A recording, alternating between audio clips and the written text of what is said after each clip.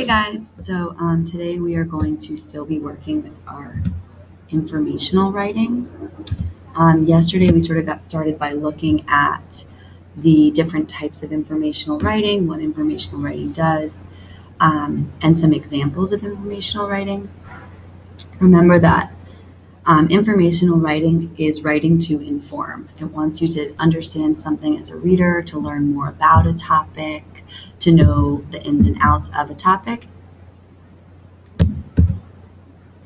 So here is a chart that shows the difference between our informational writing and our narrative writing. In your paper, you have the boxes.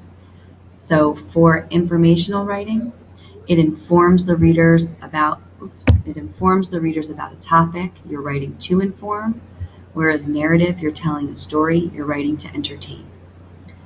Informational writing has an introduction, main ideas, and a conclusion paragraph, whereas narrative is a beginning, middle, and end because it's a story.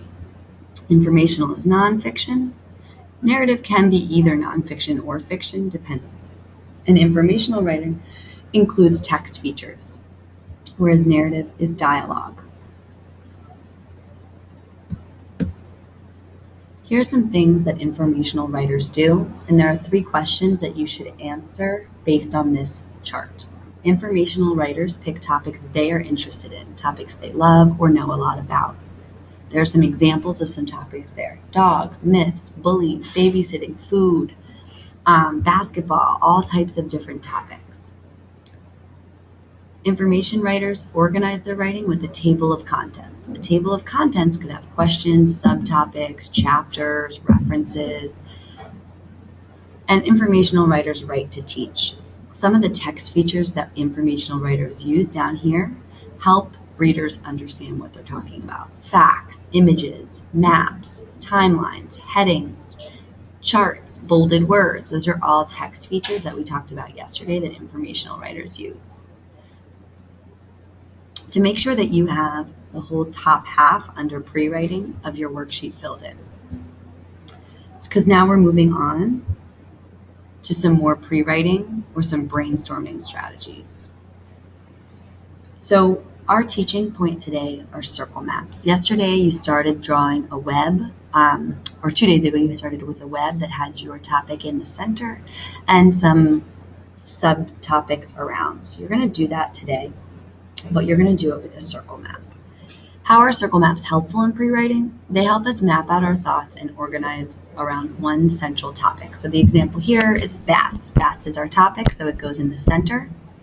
Around, there are some facts about bats to help explain what bats are, what they eat, what they do, what they look like, all of those subtopics.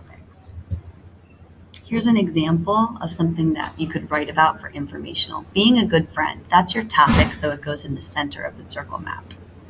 On the outside of the circle map are different pieces of information, things like be loyal, cheer up your friends, be who you are, support them, love them, be a good listener. Those are different ways that you can be a good friend. Now here we have all those different subtopics and we've narrowed it down to 3 main topics. Be loyal, be who you are, and always be there. Those are sort of connected to each other, a way of being a good friend, but they're 3 separate things and they're the most important things. So they've been narrowed down. So what you're going to do now is turn your worksheet over to where you have your own circle map. You're going to pick your topic. That goes in the center. And around you want to have at least 7 subtopics. Once you've put those subtopics in, you're going to eliminate some of them, connect some that could go together, so that you come up with 3 subtopics that are going to definitely be in your informational writing piece. Remember to pick something that you'll be able to write about because you have a lot of background knowledge. You will be able to research some things, but it's going to be important that you at least have some interest in it or some connection to it and understanding of it.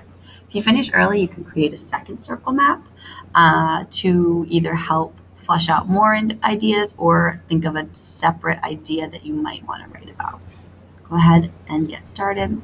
Good luck.